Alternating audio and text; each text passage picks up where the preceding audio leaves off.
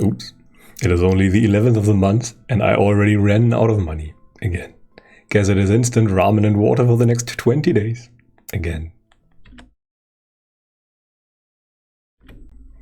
Investing and personal finances might be the one area that draws the most amount of interest out of everything self-improvement related. Pretty much everyone wants money for various reasons, and it is surely not a bad thing or idea to have enough. Today we will analyze the very important first steps of learning how to invest and how to not be broke.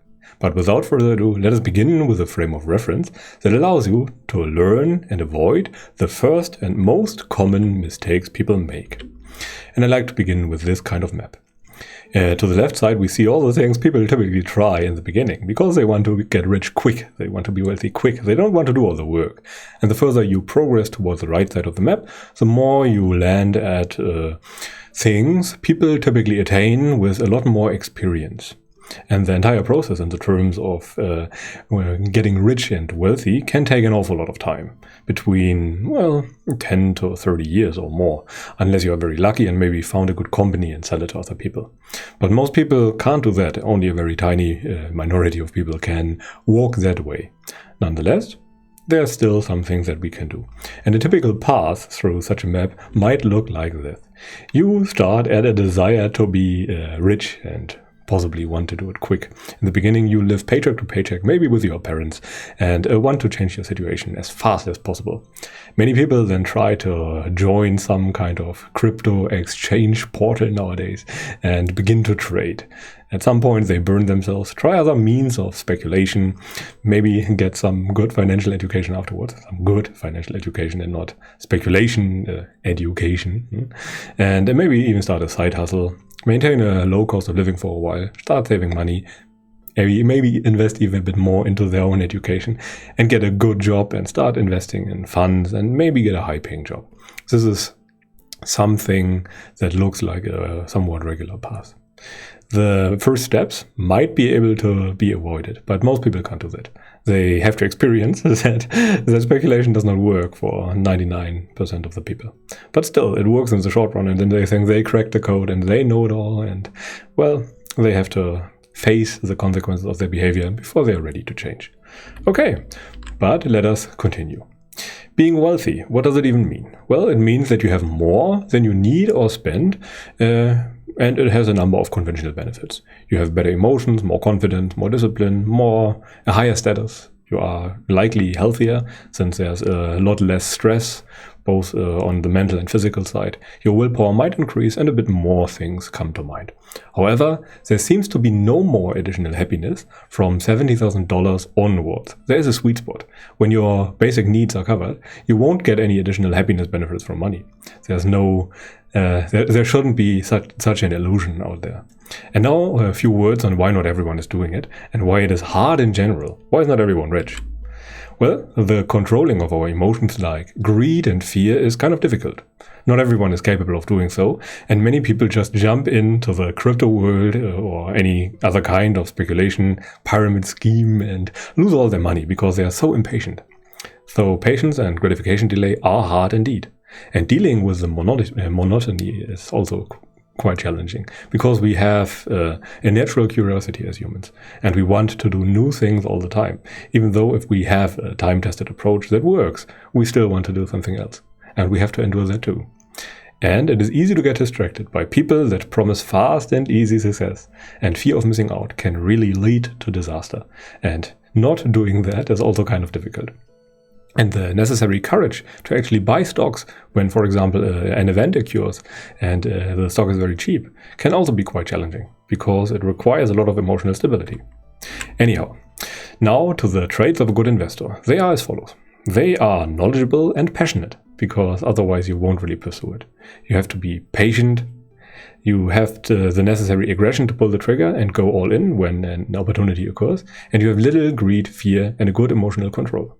So when you bring all those things, you can maybe even try actively investing. Otherwise, most people should only ever passively invest via ETFs or other forms of passive investment. Luckily, we don't have to actively manage. We can do the ETF approach. An ETF is just a financial product that represents a collection of financial assets that fulfills specific criteria. Good choices or examples are the S&P 500 that includes the 500 biggest US companies and the MSCI World that just includes a broad collection of companies throughout the entire world. And they have a relatively good return over the past, 50 years of about 4 for the MSCI World and 7 to 8% a year for the S&P 500. And ETF investing removes our biggest hindrances from the equation. It makes it automatic and it removes the fear of missing out and the emotions. Those are really your biggest enemies if you are new to investing. Even with the ETF style approach, people still get afraid all the time when the stock chart drops a bit. Okay, but how does ETF investing work? First, you invest a portion of your income each month into an ETF of your choice that matches your personal risk tolerance and preferences. As mentioned before, the safest option would be the MSCI World Index. Always choose the ETF with the lowest annual fee. A good value to aim for is less than 0.1% annual cost, preferably as little as 0.04% as of 2020. It will get much cheaper, probably without any annual cost anymore in the future, if the current trend continues. But we will see. And then, do not ever sell your ETFs, regardless of what the market is doing. For most people, it is the best to forget about them and maybe remember them when you need the money for retirement or something like that.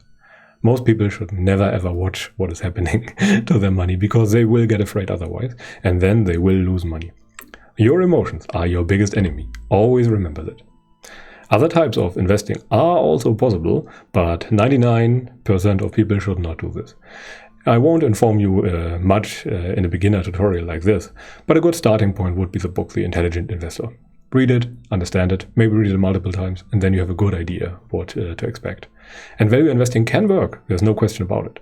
And there are some quants, for example, mathematical geniuses, so to speak, who can also beat the market. The Medallion Fund comes to mind. But it is super rare, and pretty much no one ever manages to beat the market for more than 15 years. So this is a magical line where people have to show their true nature. Everyone can make money in a bull market, but everyone also can lose market when a bull market ends. And it is super hard to beat the market, and pretty much no one keeps their money for more than one bull market length. We are just lucky that our current bull market is lasting for a very long time. And bull market just means that the stock returns are generally going up. Okay, but let us now have a look at the financial priorities. What should you do and in what order?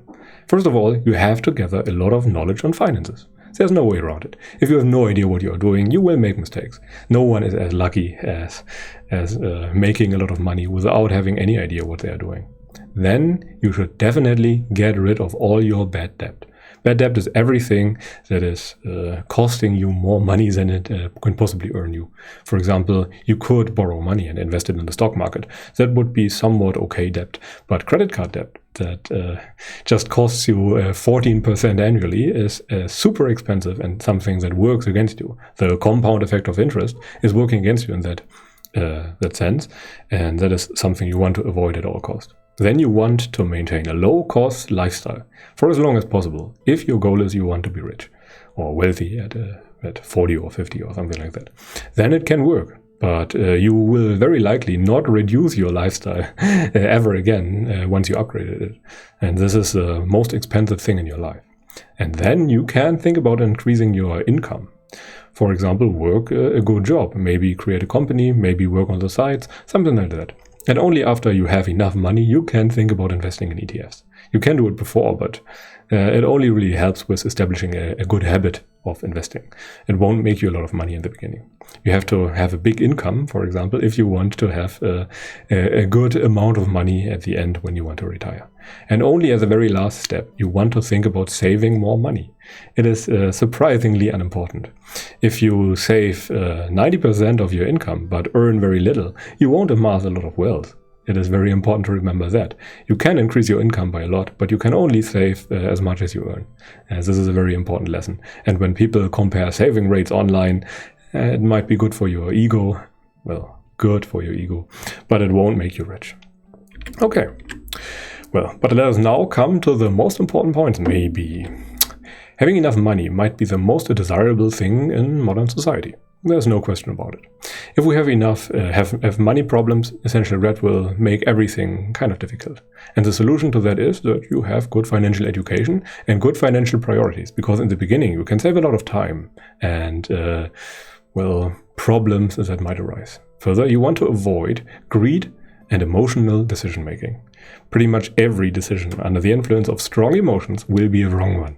And those who are very good at maintaining a very logical mind, even under the influence of fear-inducing events, for example, or greed-inducing events, will tend to do very good in the financial markets. Everyone else will likely lose money. This is why meditation can help a lot with good investing.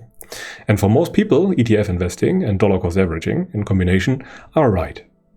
Aim for low annual fees, and there really are no more secrets. And this is an especially hard pill to swallow, because people think that only complicated things can work. But after a few years of reading on the topic, the solution or the conclusion will be that this is the exactly right answer. There is only really ETF investing. Everything else fails in comparison. Okay, and this is pretty much it for today. Thank you very much for watching. If you enjoyed the video, feel free to subscribe and like. And if you feel like I missed something, please also let me know in the comment section so that other people and I can benefit from your wisdom. But until then, I wish you a pleasant day and goodbye.